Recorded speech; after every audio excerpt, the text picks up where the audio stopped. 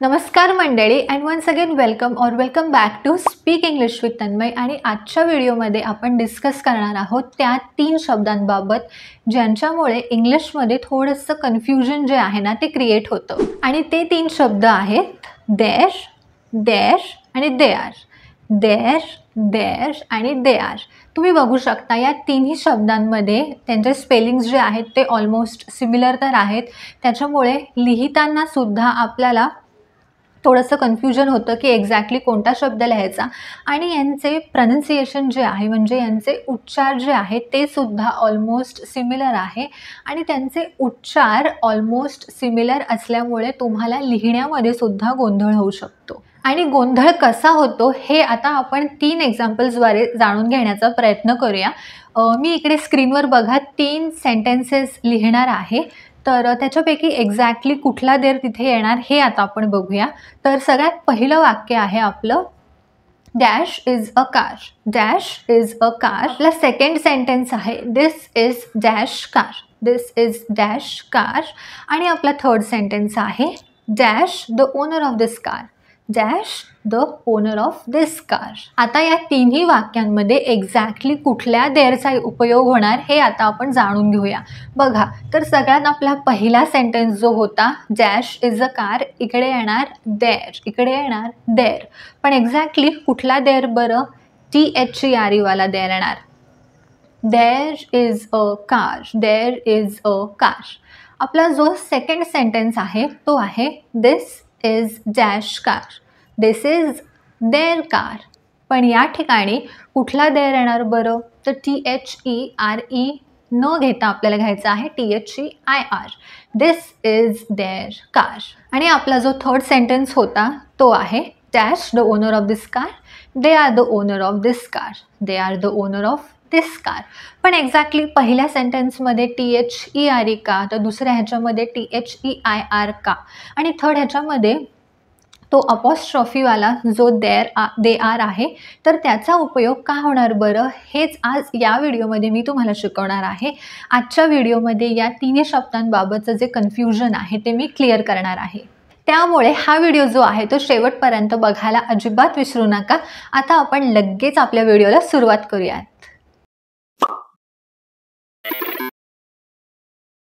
तर सगळ्यात आधी आपण हे जाणून घेण्याचा प्रयत्न करूया की या तिन्ही शब्दांचे मराठीमध्ये काय अर्थ होतात. बघा THERE म्हणजे देर जो आहे त्याचा अर्थ आहे तिकडे. देर म्हणजे तिकडे.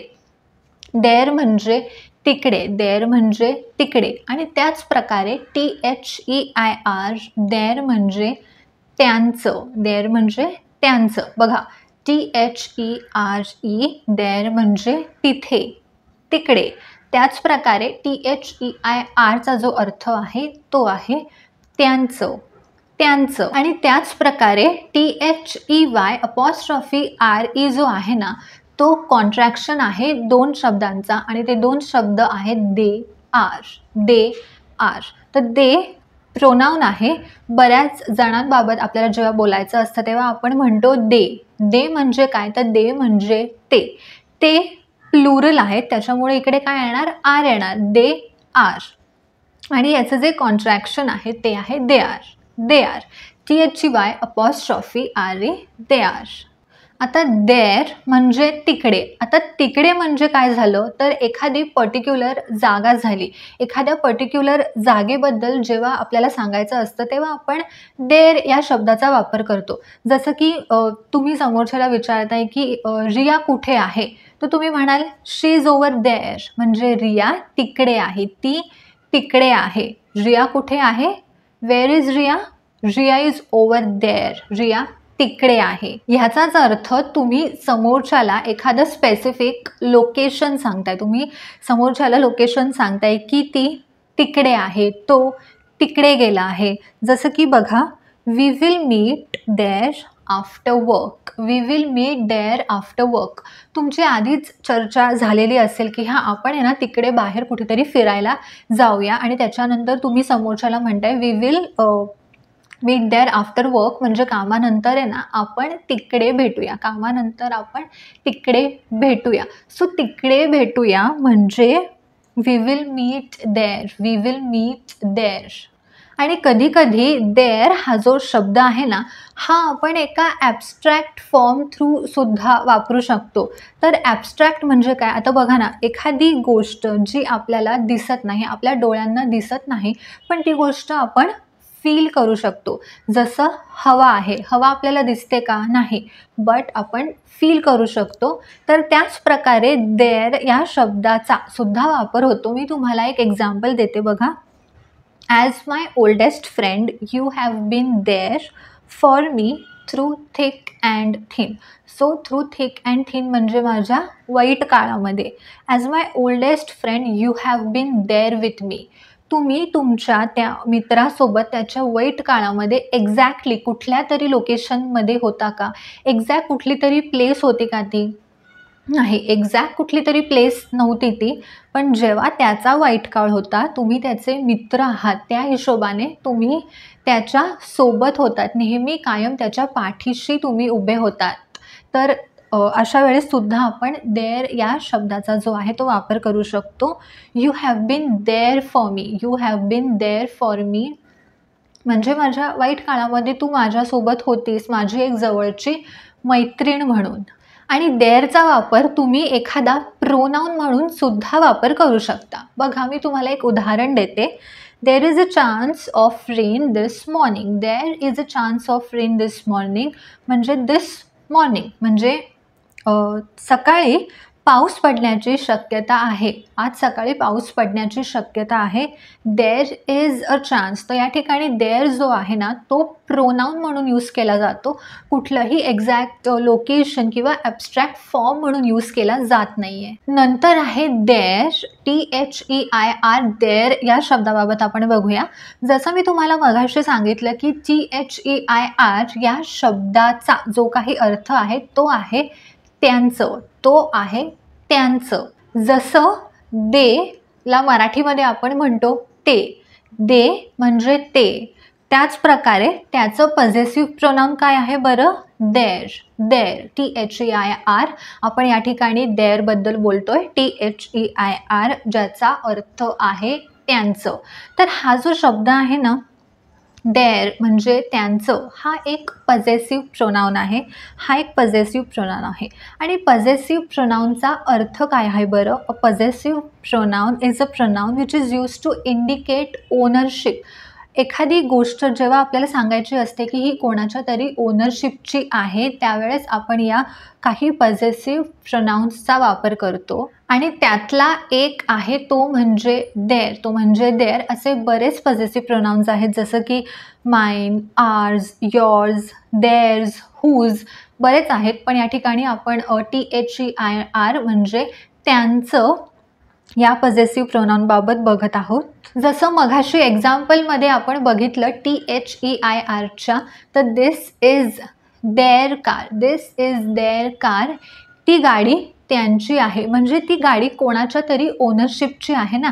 आपल्याला कळतं आहे की हा बाबा ती गाडी जी आहे ती ह्यांची आहे, ती गाडी जी आहे ती त्यांची आहे. It states the ownership of the car. जेव्हा मराठीमध्ये असे शब्द येतात ना, त्यांचं, त्यांचे, तेव्हा आपल्याला देअर या शब्दाचा वापर करायचा आहे. एक एक्झाम्पल बघूया. Their hands are in their pocket. त्यांचे हात त्यांच्या खिशात होते. त्यांचे हात त्यांच्या खिशात होते. तर इकडे बघू शकता तुम्ही त्यांचं, त्यांच्या, त्यांचे अशा प्रकारच्या शब्दांचा वापर केला आहे. तर इकडे तुम्हाला देअर वापरायचा आहे. Their hands are in their pockets म्हणजे त्यांचे हात त्यांच्या खिशामध्ये आहेत, त्यांचे हात त्यांच्या खिशामध्ये आहे. आणि आपला नेक्स्ट जो कन्फ्युजिंग वर्ड आहे तो आहे THEY_RE, जो कॉन्ट्रॅक्शन आहे दोन शब्दांचा दे आर. दे आर म्हणजे ते आहेत, दे आर म्हणजे ते आहेत. दे आर इंटेलिजंट चिल्ड्रन. आता हा एक सेंटेन्स आहे. दे आर इंटेलिजंट चिल्ड्रन. ती हुशार मुले आहेत, ती हुशार मुले आहेत. तर दे आरचं काय कॉन्ट्रॅक्शन होणार बरं, दे आर. दे आर बोलताना सुद्धा तुम्ही बघू शकता खूप फ्लुएन्सी अचीव होते कॉन्ट्रॅक्शन्समुळे. They are intelligent children, they are intelligent children. They are really nice neighbours. They are really nice neighbours.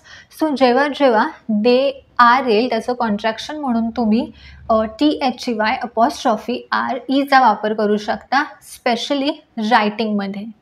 So पटकन आपण या तिन्ही शब्दांचा एक क्विक रिकॅप बघूया. THERE देअर म्हणजे तिकडे. देअर म्हणजे तिकडे.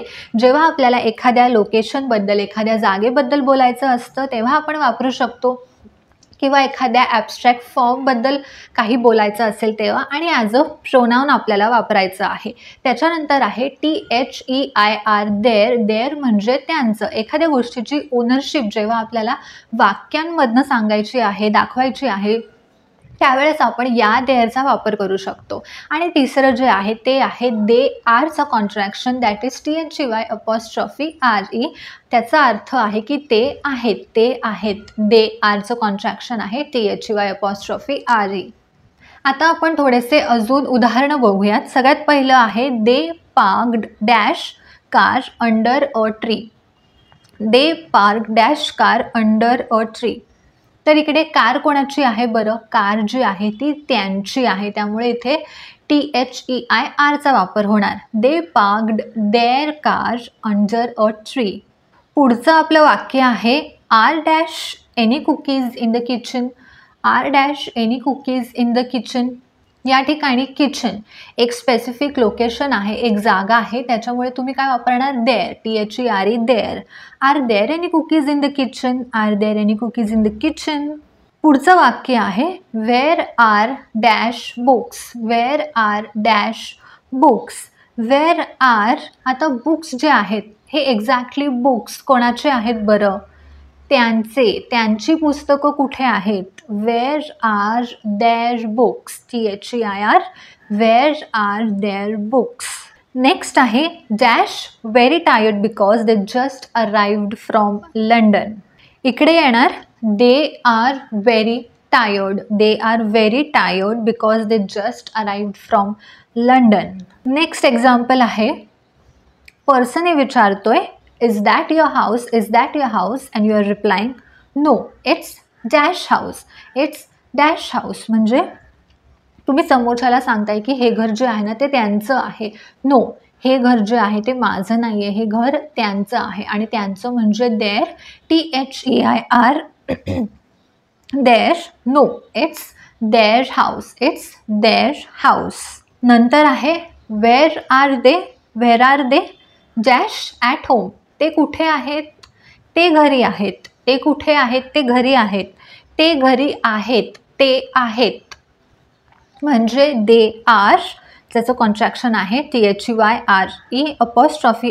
दे ॲट होम. ते कुठे आहेत? ते घरी आहेत. Where are they? They are at home.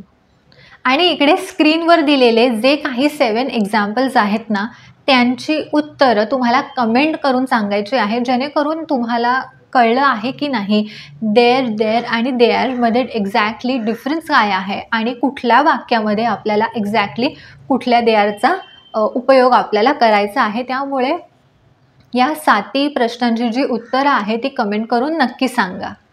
So that's it for today guys and I hope की आजच्या व्हिडिओमधले या तिन्ही शब्दांबाबतचे सगळे कॉन्सेप्ट्स तुम्हाला क्लिअर झाले असतील आणि ज्या एक्सरसाइजेस मी तुम्हाला सॉल्व्ह करायला दिले आहेत त्यांचे आन्सर्स कमेंट करून नक्की सांगा.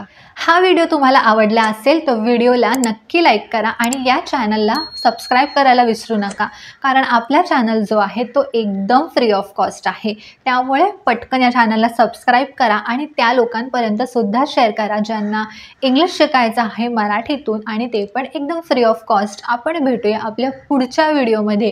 तोपर्यंत keep practising English. Have a nice day and take care.